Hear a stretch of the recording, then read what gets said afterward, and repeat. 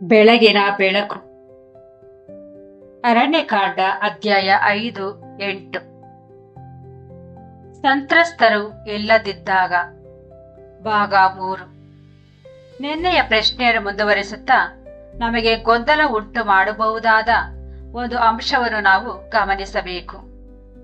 ಹತ್ತಿರದ ಸಂಬಂಧಿ ಯಾರೂ ಇಲ್ಲದಿದ್ದರೆ ಮಾತ್ರ ನಷ್ಟ ಪರಿಹಾರವು ಯೆಹೋವನಿಗೆ ಸೇರುತ್ತದೆ ಎಂದು ಅರಣ್ಯಕಾಂಡ 5:8 ಹೇಳುತ್ತದೆ. ಆದರೆ ಯೇಸುವಿಗೆ ರಕ್ತ ಸಂಬಂಧಿಗಳಿದ್ದರು. ಆತನ ತಾಯಿ ಜೀವಂತವಾಗಿದ್ದರು. ಆತನ ಸಹೋದರರು ಇದ್ದರು. ಹಾಗಾದರೆ ಈ ಮಾದರಿಯು ಇಲ್ಲಿ ಹೇಗೆ ಅನ್ವಯವಾಗುತ್ತದೆ? ಇದಕ್ಕೆ ಉತ್ತರವು ಒಡಂಬಡಿಕೆಯ ಸನ್ನಿವೇಶದಲ್ಲಿ ಹತ್ತಿರದ ಸಂಬಂಧಿ ಇಲ್ಲದಿರುವುದು ಎಂದರೆ ಏನು ಎಂಬುದನ್ನು ಅರ್ಥ ಮಾಡಿಕೊಳ್ಳುವುದರಲ್ಲಿ ಅಡಗಿದೆ. ತೋರಾದಲ್ಲಿ ಧರ್ಮಶಾಸ್ತ್ರದಲ್ಲಿ ನಷ್ಟ ಪರಿಹಾರವನ್ನು ಕೇವಲ DNA ಹಂಚಿಕೊಳ್ಳುವ ಯಾರಿಗೂ ಒಬ್ಬರಿಗೆ ನೀಡಲಾಗುವುದಿಲ್ಲ. ಅದನ್ನು ಅನ್ಯಾಯಕ್ಕೊಳಗಾದ ವ್ಯಕ್ತಿಗೆ ಅಥವಾ ಆ ಒಡಂಬಡಿಕೆಯಲ್ಲಿ ಪ್ರತಿನಿಧಿಯಾಗಿ ನಿಲ್ಲುವ ಕಾನೂನುಬದ್ಧ ಹಕ್ಕುದಾರನಿಗೆ ನೀಡಲಾಗುತ್ತದೆ. ಇದು ಅಂತಹ ಪ್ರಕರಣಗಳಲ್ಲಿರುವ ಕಾನೂನುಬದ್ಧ ಸ್ಥಾನಮಾನಕ್ಕೆ ಸಂಬಂಧಿಸಿದಾಗಿದೆ. ಆದರೆ ಮೆಸ್ಸಿಯನನ್ನು ತಿರಸ್ಕರಿಸಿದ ಇಸ್ರಾಯೇಲಿನ ಅಪರಾಧವು ಕೇವಲ ಒಂದು ಕೌಟುಂಬಿಕ ಆಸ್ತಿ ವಿಷಯವಲ್ಲ. ಇದು ಮರಿಯಮನಿಗೂ ಅಥವಾ ಯಾಕೋಬನಿಗೋ ಹಣ ನೀಡುವ ಮೂಲಕ ತೀರಿಸಬಹುದಾದ ಸಾಲವಲ್ಲ. ಇದು ಯೆಹೋವನ ವಿಮೋಚನಾ ಕಾರ್ಯದ ವಿರುದ್ಧ ಮತ್ತು ಆತನ ನೀತಿವಂತ ಸೇವಕನ ವಿರುದ್ಧ ಮಾಡಿದ ಒಡಂಬಡಿಕೆಯ ಅಪರಾಧವಾಗಿದೆ. ಈ ರೀತಿಯ ನಷ್ಟ ಪರಿಹಾರವನ್ನು ಸ್ವೀಕರಿಸಲು ಯಾವುದೇ ಮಾನವ ಕುಟುಂಬದ ಸದಸ್ಯರಿಗೆ ಅಧಿಕಾರವಿಲ್ಲ. ಏಕೆಂದರೆ ಈ ಅಪರಾಧವು ಕೇವಲ ಒಂದು ಕುಟುಂಬದ ಲೌಕಿಕ ನಷ್ಟಕ್ಕೆ ಸಂಬಂಧಿಸಿದಲ್ಲ. ಇದು ಯೆಹೋವನ ಒಡಂಬಡಿಕೆಯ ಉದ್ದೇಶದ ವಿರುದ್ಧ ಮತ್ತು ಆತನು ನೇಮಿಸಿದ ಅರಸನ ವಿರುದ್ಧ ಮಾಡಿದ ಅಪರಾಧವಾಗಿದೆ. ಆದ್ದರಿಂದ ಇದರ ಮುನ್ಸೂಚನೆಯಲ್ಲಿ ಈ ಪ್ರಕರಣಕ್ಕೆ ಯಾವುದೇ ಕಾನೂನುಬದ್ಧ ಮಾನವ ಸ್ವೀಕೃತಿದಾರ ಇಲ್ಲ. ಈ ವಿಷಯವು ನೇರವಾಗಿ ಯೆಹೋವನ ಬಳಿಗೆ ಸೇರಬೇಕು. ನಂತರ ಇಲ್ಲಿ ಒಂದು ಆಳವಾದ ಸಾಮರಸ್ಯವು ಕಂಡುಬರುತ್ತದೆ. ಇದರ ಶ್ರೇಷ್ಠ ನೆರವೇರಿಕೆಯಲ್ಲಿ ಮೆಸ್ಸಿಯನೇ ನಿಜವಾದ ವಿಮೋಚಕ ಸಂಬಂಧಿ ಆಗುತ್ತಾನೆ. ವಿಮೋಚಿಸುವ ಹತ್ತಿರದ ಸಂಬಂಧಿಯ ಕುರಿತಾದ ತೋರಾದ ಬೋಧನೆಯು ಯೇಸುವಿನಲ್ಲಿ ತನ್ನ ಅತ್ಯುನ್ನತ ಅರ್ಥವನ್ನು ತಲುಪುತ್ತದೆ.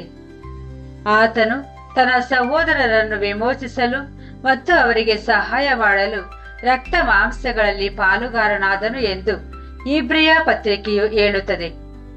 ಇಬ್ರಿಯ 2:14-17. ಆತನು ಮಾನವತ್ವವನ್ನು ಹಂಚಿಕೊಳ್ಳುವ ಮೂಲಕ ನಮ್ಮ ನಿಜವಾದ ಸಂಬಂಧಿಯಾದನು. ಯೆಶಾಯನು ಯೆಹೋವನನ್ನು ನಮ್ಮ ವಿಮೋಚಕ ಎಂದು ಕರೆಯುತ್ತಾನೆ. ಯೆಶಾಯ 63:16. ಮತ್ತು ವಿಮೋಚಕನು ಚಿಯೋನಿಗೆ ಬರುವನು ಎಂದು ಹೇಳುತ್ತಾನೆ. ಯೆಶಾಯ 59:20. ಮೆಸ್ಸಿಯನೇ ಯೆಹೋವನು ಕಳುಹಿಸುವ ವಿಮೋಚಕ. ಇಲ್ಲಿರುವ ವಿಪರ್ಯಾಸವು ಎಷ್ಟು ಸುಂದರ ಮತ್ತು ಪವಿತ್ರವಾಗಿದೆ ಎಂದರೆ ಈ ಪ್ರಕರಣವನ್ನು ಬಗೆಹರಿಸಲು ಯಾರಾದರೂ ಸಂಬಂಧಿಕರಿದ್ದಾರೆಯೇ ಎಂದು ನೀತಿ ನಿಯಮವು ಕೇಳುತ್ತದೆ. ಮತ್ತು ಇದರ ನೆರವೇರಿಕೆಯಲ್ಲಿ ಒಡಂಬಡಿಕೆಯ ಅಪರಾಧವನ್ನು ನಿಜವಾಗಿ ಬಗೆಹರಿಸಬಲ್ಲ ಏಕೈಕ ವ್ಯಕ್ತಿ ಮೆಸ್ಸಿಯನೇ ಆಗಿದ್ದಾನೆ. ಆತನು ಈಗ ಮಹಾಯಾಜಕನಾಗಿ ಸೇವೆ ಸಲ್ಲಿಸುತ್ತಿದ್ದಾನೆ. ಅಂದರೆ ಹತ್ತಿರದ ಸಂಬಂಧಿ ಇಲ್ಲದಿರುವುದು ಎಂಬ ವಾಕ್ಯವು ಪ್ರವಾದನಾತ್ಮಕವಾಗಿ ಹೀಗೆ ಪಿಸುಗುಟ್ಟುತ್ತದೆ. ಯಾವೊಬ್ಬ ಸಾಮಾನ್ಯ ಮನುಷ್ಯನು ಈ ಪ್ರಕರಣವನ್ನು ನಿಭಾಯಿಸಲು ಸಾಧ್ಯವಿಲ್ಲ. ಯೆಹೋವನು ನೇಮಿಸಿದ ಯಾಜಕನು ಮಾತ್ರ ಇದನ್ನು ಮಾಡಬಲ್ಲನು. ಆದ್ದರಿಂದ ಇಸ್ರಾಯೇಲಿನ ಭವಿಷ್ಯತ್ತಿನ ಪಶ್ಚಾತ್ತಾಪವು ಯೆಹೋವನ ಬಳಿಗೆ ಸೇರುತ್ತದೆ ಮತ್ತು ಯೆಹೋವನು ಅದನ್ನು ಮಹಾಯಾಜಕನಾದ ಮೆಸ್ಸಿಯನ ಮೂಲಕ ನಡೆಸುತ್ತಾನೆ. ಆ ಪಶ್ಚಾತ್ತಾಪವು ಹೇಗಿರುತ್ತದೆ? ಅದು ಪಾಪದ ಒಪ್ಪಿಗೆ, ಪ್ರಲಾಪ, ಮರಳುವಿಕೆ ಮತ್ತು ವಿಶ್ವಾಸದ ವಿಧೇಯತೆಯಿಂದ ಕೂಡಿರುತ್ತದೆ ಎಂದು ಶಾಸ್ತ್ರವು ತೋರಿಸುತ್ತದೆ. ಅವರು ಕೇವಲ ನಮಗೆ ವಿಷಾದವಿದೆ ಎಂದು ಹೇಳುವುದಿಲ್ಲ. ಜಕಾಯನು ತೋರಿಸುವಂತೆ ಅವರು ನೋಡುತ್ತಾರೆ, ಅವರು ಪ್ರಲಾಪಿಸುತ್ತಾರೆ ಮತ್ತು ಅವರು ಶುದ್ಧೀಕರಿಸಲ್ಪಡುತ್ತಾರೆ. ಜಕಾರ್ಯ 12:10-13-1. ಯೆಹೋವನು ಅವರನ್ನು ಒಟ್ಟುಗೂಡಿಸಿ ಶುದ್ಧೀಕರಿಸಿ ಅವರಿಗೆ ಹೊಸ ಹೃದಯವನ್ನು ನೀಡಿ ತನ್ನ ಆತ್ಮವನ್ನು ಅವರೊಳಗೆ ಇರಿಸುವನು. ಆಗ ಅವರು ಆತನ ಮಾರ್ಗಗಳಲ್ಲಿ ನಡೆಯುವರು ಎಂದು ಎಜೆಕಿಯೇಲನು ಹೇಳುತ್ತಾನೆ. ಎಜೆಕಿಯೇಲ 36:24-27. ಯೆಹೋವನು ಒಂದು ಹೊಸ ಒಡಂಬಡಿಕೆಯನ್ನು ಮಾಡಿ ತನ್ನ ನಿಯಮಗಳನ್ನು ಅವರ ಹೃದಯಗಳ ಮೇಲೆ ಬರೆಯುವನು ಮತ್ತು ಅವರ ಪಾಪಗಳನ್ನು ಇನ್ನು ನೆನಪಿಸಿಕೊಳ್ಳುವುದಿಲ್ಲ ಎಂದು ಯೆರೆಮೀಯನು ಹೇಳುತ್ತಾನೆ. ಯೆರೆಮೀಯ 31:31-34. ಇದು ಕೇವಲ ಸಣ್ಣ ಬದಲಾವಣೆಯಲ್ಲ, ಇದು ಯೆಹೋವನ ಆಳವಾದ ಕಾರ್ಯವಾಗಿದ್ದು ನಿಜವಾಗಿ ಮರಳಿ ಬರುವ ಜನರನ್ನು ಇದು ಸೃಷ್ಟಿಸುತ್ತದೆ. ಅರಣ್ಯಕಾಂಡದ ನಿಯಮದ ಪ್ರಕಾರ 5ನೇ ಒಂದು ಭಾಗವನ್ನು ಹೆಚ್ಚಿನದಾಗಿ ಸೇರಿಸಬೇಕಾಗಿತ್ತು. ಆ ಹೆಚ್ಚುವರಿ ಭಾಗವು ಪಶ್ಚಾತ್ತಾಪವು ಕೇವಲ ಹೆಸರಿಗಿರಬಾರದು ಎಂಬುದನ್ನು ತೋರಿಸುತ್ತದೆ. ನಿಜವಾದ ಪಶ್ಚಾತ್ತಾಪವು ಕೇವಲ ಅಗತ್ಯವಿರುವುದಕ್ಕಿಂತ ಹೆಚ್ಚಿನದನ್ನು ಮಾಡುತ್ತದೆ. ಅದು ನಾನು ಮಾಡಬಹುದಾದ ಅತಿ ಕಡಿಮೆ ಕೆಲಸ ಯಾವುದು ಎಂದು ಕೇಳುವುದಿಲ್ಲ. ಬದಲಾಗಿ ನಾನು ಇದನ್ನು ಪೂರ್ಣವಾಗಿ ಹೇಗೆ ಸರಿಪಡಿಸಬಹುದು ಎಂದು ಕೇಳುತ್ತದೆ. ಆತ್ಮಿಕವಾಗಿ ಇಸ್ರಾಯೇಲಿನ ಭವಿಷ್ಯತ್ತಿನ ಪಶ್ಚಾತ್ತಾಪವು ಅಪೂರ್ಣವಾಗಿರುವುದಿಲ್ಲ, ಅದು ಪೂರ್ಣವಾಗಿರುತ್ತದೆ. ಅದು ಕೇವಲ ಒಂದು ದಿನದ ಬಾಹೋದ್ರೇಕವಾಗಿರುವುದಿಲ್ಲ. ಅವರು ನನ್ನ ಜನರಿರುವರು ಮತ್ತು ನಾನು ಅವರ ದೇವರಾಗಿರುವೆನು ಎಂದು ಯೆಹೋವನು ಹೇಳುತ್ತಾನೆ. ಎಜೆಕಿಯೇಲ 37:23. ಇದು ಮರುಸ್ಥಾಪನೆಯಾದ ಒಡಂಬಡಿಕೆಯ ನಿಷ್ಠೆಯಾಗಿದೆ. ಇದು ನೂತನ ಸೃಷ್ಟಿಯ ವಿಶ್ವಾಸಿಗಳಾದ ನಮಗೂ ಒಂದು ಪ್ರಮುಖ ಸಂದೇಶವನ್ನು ನೀಡುತ್ತದೆ. ಯೆಹೋವನು ಇಸ್ರಾಯೇಲಿನ ತಪ್ಪನ್ನು ಗಂಭೀರವಾಗಿ ಪರಿಗಣಿಸುವುದಾದರೆ ಆತನು ನಮ್ಮ ತಪ್ಪನ್ನು ಗಂಭೀರವಾಗಿ ಪರಿಗಣಿಸುತ್ತಾನೆ. ಯೆಹೋವನ ಪಾಳೆಯದಲ್ಲಿ ಸತ್ಯ ಮತ್ತು ಪುನಃಸ್ಥಾಪನೆಯನ್ನು ಬಯಸುವುದಾದರೆ ಆತನು ಸಭೆಯಲ್ಲೂ ಅದನ್ನು ಬಯಸುತ್ತಾನೆ. ನಾವು ವಂಚನೆ, ಗರ್ವ ಮತ್ತು ಅನ್ಯಾಯದ ಹಾದಿಯಲ್ಲಿ ನಡೆಯುತ್ತಾ ಕೃಪೆ ಎಂಬ ಪದದ ಹಿಂದೆ ಅಡಗಿಕೊಳ್ಳಲು ಸಾಧ್ಯವಿಲ್ಲ.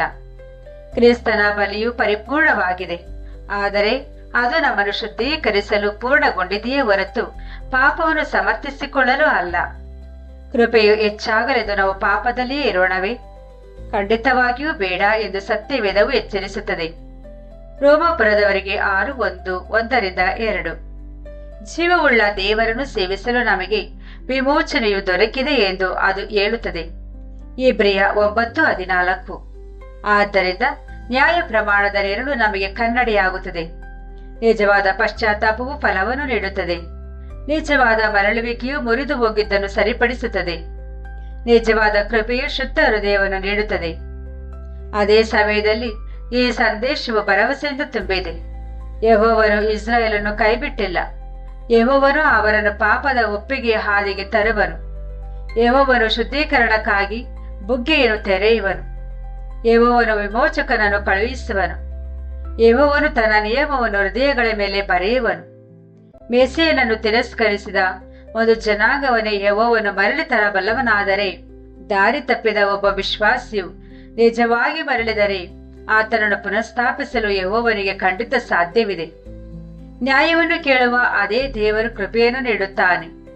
ಅಪರಾಧವನ್ನು ಬಯಲು ಮಾಡುವ ಅದೇ ದೇವರು ಶುದ್ಧೀಕರಣವನ್ನು ನೀಡುತ್ತಾನೆ. ಮರುಪಾವತಿ ಮಾಡು ಎಂದು ಹೇಳುವ ಅದೇ ದೇವರು ಪಾಪವನ್ನು ಮುಚ್ಚುವ ಮತ್ತು ಗುಣಪಡಿಸುವ ಯಾಜಕರನ್ನು ನೀಡುತ್ತಾನೆ. ಆದ್ದರಿಂದ ನಾವು ವಿಸ್ಮಯದಿಂದ ನಿಲ್ಲುತ್ತೇವೆ. ನ್ಯಾಯ ಪ್ರಮಾಣ ಸುಮ್ಮನೆ ಬರೆಯಲ್ಪಟ್ಟಿಲ್ಲ, ಅದು ಒಂದು ಗುಪ್ತ ವಿನ್ಯಾಸವನ್ನು ಹೊಂದಿದೆ. ಅರಣ್ಯಕಾಂಡ 5:8. ಮೃತ ವ್ಯಕ್ತಿ ಮತ್ತು ಸಂಬಂಧಿಕರಿಲ್ಲದ ವಿಷಯದ ಕುರಿತಾದ ಕೇವಲ ಒಂದು ಕಾನೂನು ಸಾಲಿನಂತೆ ಕಂಡಿತ್ತು. ಆದರೆ ಅದು ಮೆಸ್ಸಿಯನಿಗೆ ಅನ್ಯಾಯ ಮಾಡಿದ ಜನಾಂಗವು ಅಂತಿಮವಾಗಿ ಯೆಹೋವನ ಕಡೆಗೆ ತಿರುಗುವ ಮತ್ತು ಯೆಹೋವನು ಅವರ ಪುನಃಸ್ಥಾಪನೆಯನ್ನು ತನ್ನಿಂದ ನೇಮಿಸಲ್ಪಡುವ ಮಹಾಯಾಜಕನ ಕೈಗೆ ಒಪ್ಪಿಸುವ ಭವಿಷ್ಯದ ದಿನದ ನೆರಳಾಗಿತ್ತು. ನಾವು ಎಂತಹ ಬುದ್ಧಿವಂತ ಮತ್ತು ನಂಬಿಗಸ್ತ ದೇವರನ್ನು ಸೇವಿಸುತ್ತೇವೆ. ಆತನ ನ್ಯಾಯವು ದುರ್ಬಲವಲ್ಲ ಮತ್ತು ಆತನ ಕೃಪೆಯು ಆಳವಿಲ್ಲದಲ್ಲ. ಆತನು ಸತ್ಯವನ್ನು ಬೆಳಕಿಗೆ ತರುತ್ತಾನೆ ಮತ್ತು ಮರಳಿ ಬರಲು ದಾರಿಯನ್ನು ತೆರೆಯುತ್ತಾನೆ. ದೇವರ ಯೋಜನೆಗಳು ತೆರೆದುಕೊಳ್ಳುತ್ತಿರುವುದನ್ನು ನಾವು ನೋಡುವಾಗ ಯೆಹೋವನು ನಮ್ಮ ಹೃದಯಗಳನ್ನು ಮೃದುವಾಗಿಸಲಿ. ನ್ಯಾಯ ಪ್ರಮಾಣ ವಾಗ್ದಾನ ಮಾಡಿದಂತೆ ಇಸ್ರಾಯೇಲನ ಮುಂಬರುವ ಪಶ್ಚಾತ್ತಾಪಕ್ಕಾಗಿ ನಾವು ಪ್ರಾರ್ಥಿಸೋಣ ಮತ್ತು ನಾವು ಸಹ ಇದು ನಿಜವಾದ ಪಶ್ಚಾತ್ತಾಪದ ಜನರಾಗಿ ಬದುಕೋಣ.